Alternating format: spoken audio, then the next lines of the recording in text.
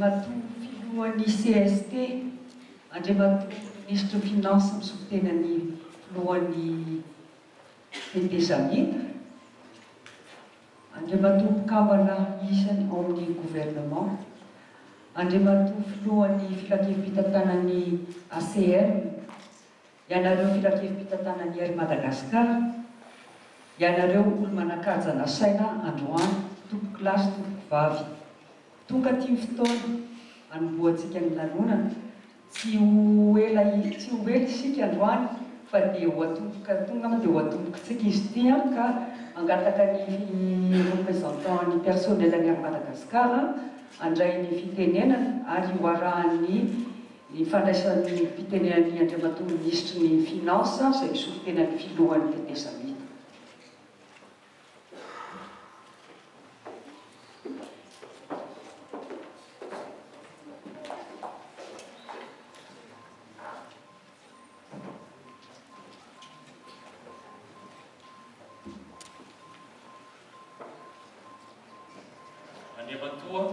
Siramatoa isany manam-pahefana isan-tsokajiny ry mpiara-mimonina ry mpiara-miasa rehetra, tompo kilasy, tompo vavy. Voalohany-teny dia manolotra ny arahaba ho antsika rehetra amin'ny anaran'ny mpiara-miasa rehetra eto amin'ny orinasa Air Madagasikara ary manantitra ny fisaorana antsika rehetra namaly ny fanasanay. Tonga ankehitriny ny Airbus 340-300 faharoa izao efa eny an-dalana anampy ny fiaramanidina izay efa ampelantanany kompania fitaterana Air Madagasikara izay anisan'ny fitaovana ho ampiasaina hiatrehana rehefa nampy sy vina izay nosoritany. Koa amin'izao lehibe isika no nanomezany antsika hery sy tanjona ary fahasalamana ka nahatrarantsika izao fotoana lehibe izao. Soran'Andriamanitra ihany koa isika satria izao rehetra izao no tanteraka dia noho ny fitiavana sy ny famonram-pony. Manandrana ny fisaorana ny fitondram-panjakana malagasy sy ny mpiara-monina antoka rehetra izay tsy nisoritsoritana tahaka ny volo na avy navagavana tahaka ny ketsa, nanao soroka miara-milanja sy tongotra miara-mamindra, ny fanampy sy ny fanometanana ka nahatongavana amin'izao dingana lehibe izao. Tompo vavy sy tompo lahy.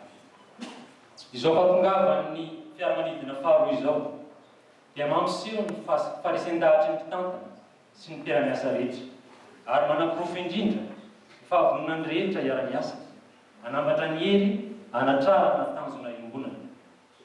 Izao fotoana izao ihany koa dia manaporofo ny fahavononan'ny rehetra androso ampahatokiana ho amin'ny fahatsarana ka handray an-tanana ny ho avy ary ametraka hatramin'ny mpanamby ho hery manosika amin'ny fampiboriboana maharitra ny orinasa sy ny sehatra ny fizahan-tany izay manana anjara toerana lehibe eo amin'ny toe-karen'i Madagasikara. Air Madagasikara orinasa tsara fototra afaka makivaky ny lalan-tsavotra sy ny tafio-drivotra.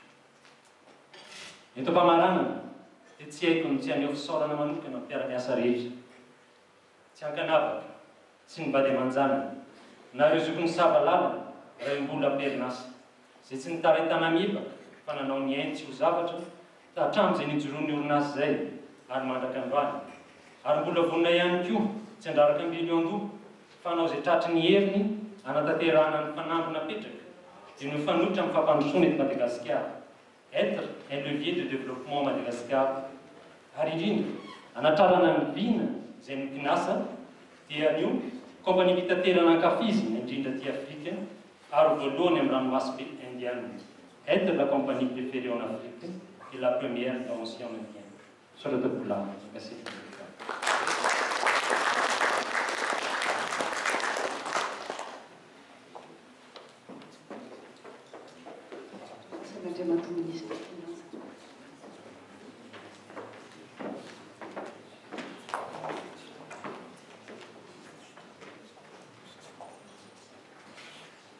Andriamatoa filohan'ny CST, ianareo minisitra namana mpikambana ataon'ny gouvernementa, ianareo olo manakaja rehetra izay manatrika etona, angamba mbasinganina manokana ianareo mpitantana sy mpiasa rehetra ato amin'ny Air Madagasikara satria dia andronareo androany dia ankafaliana no iarabananareo zany amin'ity andro ity. Honorables invités, tompoko lahy sy tompoko vavy. Amin'ny anaran'ny filohan'ny tezamita sy amin'ny anaran'ny gouvernement Ray Manontolo no iarabanay antsika rehetra manatrika ity fotoana androany ity. Natao fotoana tsotra tahaka zao ahitanareo azy zao, nefa miavaka ity androany ity satria dia noroso hatrany any isika amin'ny fanatanterahana ny vina zay napetraky ny ary Madagasikara ary fanatanterahana ihany koa zany zavatra zany ny vina mpampandrosoana eo amin'ny firenena. Andray ny Airbus 340 faharoa isika, roa volana mahery kely na telo volana aoriana ny nandraisantsika ny Airbus 340 voalohany. Ka dia faly izahay mandray anareo marobe manotrona ny kompania Madagasikara amin'ity androany ity. Koa mamelay ianareo amin'ny alalan'ny filan-kevim-pitantanan'ny ary Madagasikara, amin'ny alalan'ny mpiara-miasa rehetra amin'ny ary Madagasikara zay efa miteny teo ny solotenany mba hitondra fisaorana tafotafo ho antsika rehetra zay manatrika etony. Maneho fialatsiny sahady noho ny fahadisom-potoana, ny matiako marena fotsiny somary tarakely no fampigavin'ny fiaramanidina androany satria dia somary nisy fahatarana kely ihany koa zany ny nandraisana izany fiaramanidina izany omaly. Marihana fa io zotra androany io dia tsy vol commercial na vol régulier araka ny mahazatra, fa tena hoe vol de convoyage izy io, ka tsy dia tena nisy ora loatra zany zay mifanaraka amin'ireny vol commercial ireny tsy maintsy narahana tamin'izy io. Koa dia misy zany azo lazaina hoe décalage kely eo amin'ny fotoana amin'ity androany ity, nefa satria efa andalana izy ireo dia heverina fa isika efa afaka manomboka sahady, afaka mifaly sahady amin'ny fandraisana izany fiaramanidina izany. Mafonja sy manandanja hoy teny am-piandohany ho an'ny ary Madagasikara ity fotoana andraisana ny fiaramanidina ity. Ny antony dia satria mbola vao mainka ny manamafy ny fahaizantsika miatrika ny fifaninanana ny fahazahoana ity fiaramanidina Airbus faharoa ity. Ary ny endrika zay mampiavaka azy dia manomboka mifindra tsikelikely aty amin'ny air Madagasikara amin'ny alalan'ity fiaramanidina faharoa ity zany ny fikarakarana ny fiaramanidina io, ny fanamorina ny fiaramanidina io ary ny mampiavaka azy amin'ilay fiaramanidina voalohany dia atsona amin'ilay teny mahazatrantsika hoe immatriculé malagasy io fiaramanidina io. Zava-dehibe loatra izany ka dia rarina raha mariatsika amin'ny endrika manokana. Immatriculé gasy io fiaramanidina io satria dia ampitohy ny firenentsika amin'ny any Azia. Ray Manontolo io fiaramanidina io. Ilay voalohany dia mbola tsy immatriculé gasy satria dia mampitohy atsika any amin'ny Frantsa iny fiaramanidina voalohany iny. Noho ny fepetra maro samihafa izay misy fantatrareo amin'izay misy atsika Union Européenne dia tsy maintsy mbola nifanaraka tamin'ny compagnie Air France aloha tsika amin'ny fampiasana an'izy iny zay ny mahatonga azy hoe na ny mpanamory na ny ankamaroany ny mpiasa miara-miasa ao anatin'ny fiaramanidina voalohany iny dia saika mbola vahiny daholo. Fa dia tsy kelikely isika malagasy na eo fanamorina na ny karakarana ao anatiny dia efa mandray an-tanana ny fiaramanidintsika izany. Ka raha mba hiverevina kely satria fotoan'androany dia heverina mihitsy fa mba ilazana ny zavatra rehetra. amin'ny feo avo nefa amin'ny fotony satria maro loatra ny fanakanana izay sy ny feo mandeha etsy sy eroa tamin'ny fahazahoany kompania Air Madagasikara ireny fiaramanidina ireny. Raha nandray fiaramanidina voalohany isika ka miteny dia hoy izaho hoe manginy izahay. Na dia manana marina azy dia manginy izahay satria mbola tena ao anatin'ny fifanarahana maro samihafa isika niaraka tamin'ny kompania Air France ka tsy tsara raha tahiny ka misy fanotohinana izany négociation maro samihafa izay niseho izany.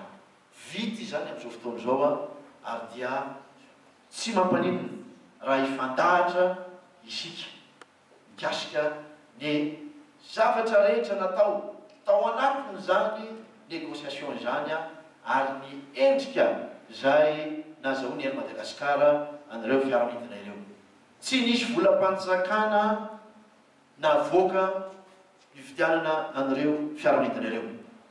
Ny kompania Air Madagasikara izay société anonyme 2-3 privé izay ananan'ny fanjakana petrabola be indrindra no nifanaraka tamin'ny kompania Air France nividy ireo fiaramanidina ireo amin'ilay endrika antsoina hoe finance lease, izany hoe tahaka ny endrim-panofana miefara amin'ny fividianana ireo fiaramanidina ireo. Mantotsy kelikely ny vidin'ireo tsika ao anatin'ny taona ary ny vola izay alohantsika isam-bolana raha tianao fampitahana tsotsotra isika dia ambany lavitra noho ny ofa izay nalohan'ny firenena sy nalohan'ny kompania Air Madagasikara tamin'ny fanofana ireo Boeing 767 izay nampiasaina ary nahatonga ny atsika voasazy tao amin'ilay annexe B. Ka tsara ny ananatsika izany vaovao izany.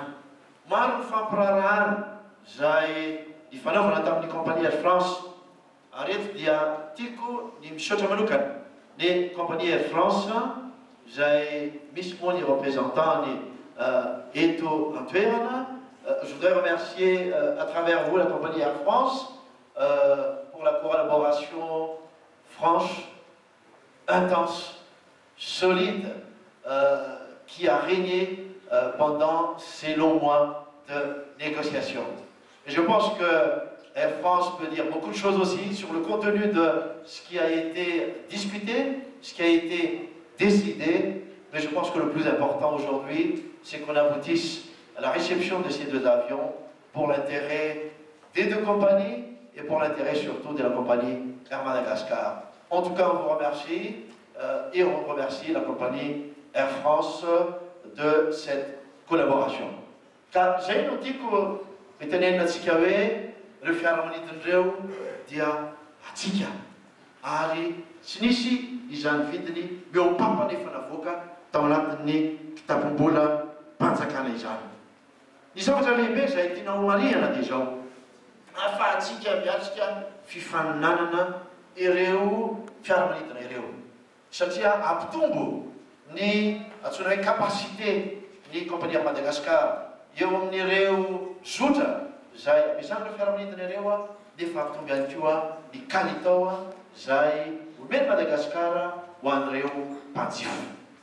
Tao anatin'izay roa volana sy tapany nampiasaina ny Airbus 340 voalohany izay dia nitombo ireo mpanjifa izay nandray ny kompania Madagasikara 5,20 isan-jato ny antsoina hoe taux de remplissage ny fiaramanidina iny ary rehefa oharina amin'ny taona lasa na ny taona maro taloha dia zany no ta ambony indrindra izay tratra amin'izao fotoana izao. Misy ny mpanjifa izay miverina satria efa nandao, misy ny mpanjifa vaovao izay tonga ary dia nitarika izany zavatra izany ny fitombon'ny vola niditra tao amin'ny kompania Air Madagasikara izany tao anatin'izay 2 na 3 volana izay.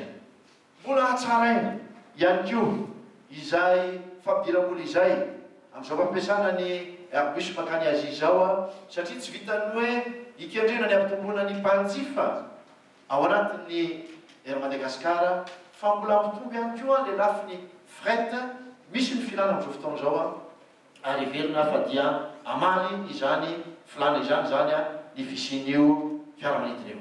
Fa ny tena zava-dehibe dia nitonany zany fiaramanidina izany amin'ny alalany zao ezaka toy ny ery Madagasikara zao ny fampandrosoana eo amin'ny lafiny fizahantany eto amin'ny firenena ary dia mitazika mazava ho azy zany ny fampandrosoana ao anatin'ny toe-karem-pirenena.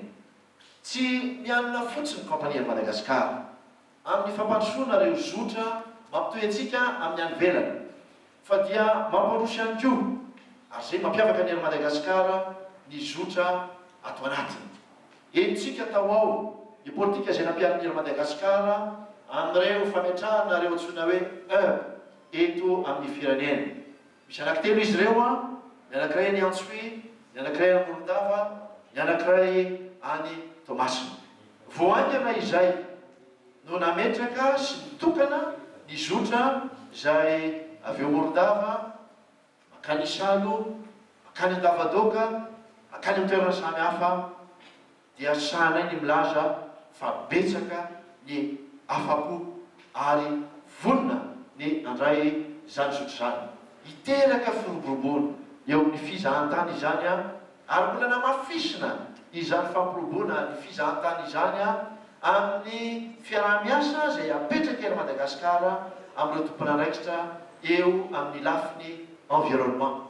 Mampandrosoantsika ny fizahantany amin'ny lafiny ara-ekôlôzika eto Madagasikara misy fiaraha-miasa matotra ary ireo tompon'andraikitra eo amin'ny lafiny environnement eto amintsika amin'izao fotoana izao.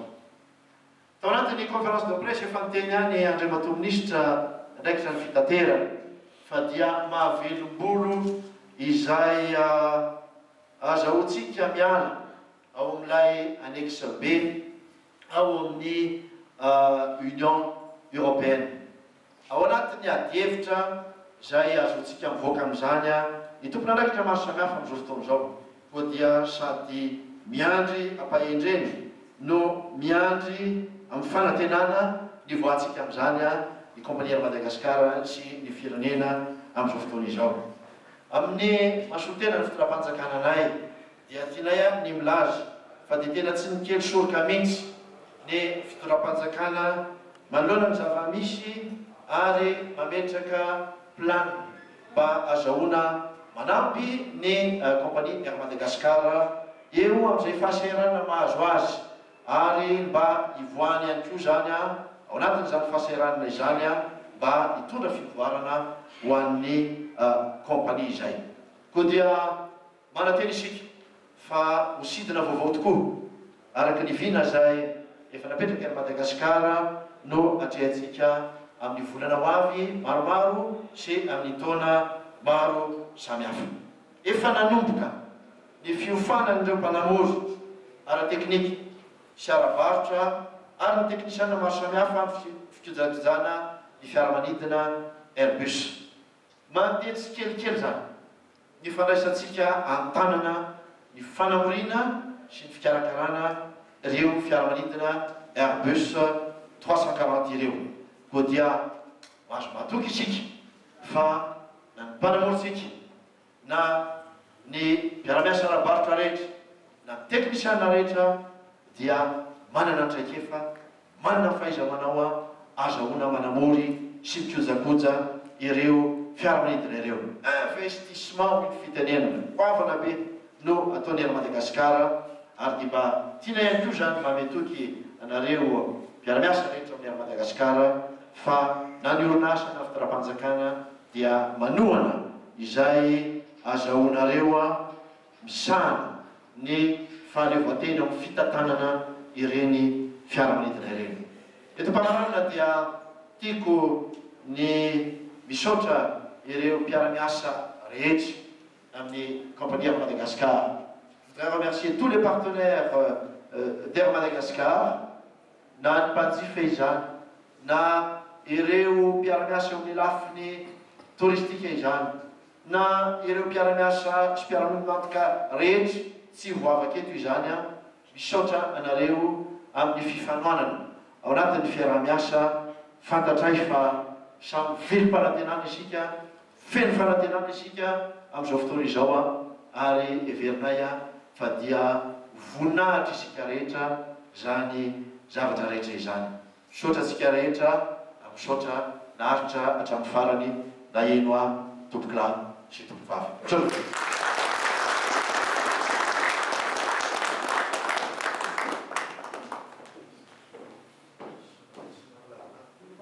Monsieur le ministre, avant de passer, donc de continuer notre programme, je vous invite à découvrir l'esprit de l'A340 d'Air Madagascar.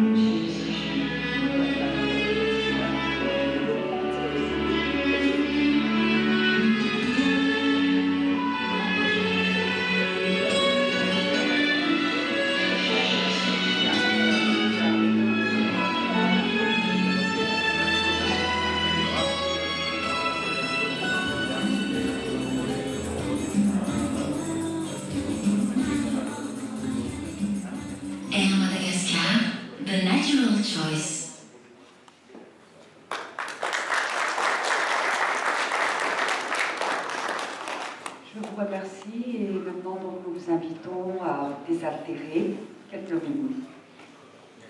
Merci.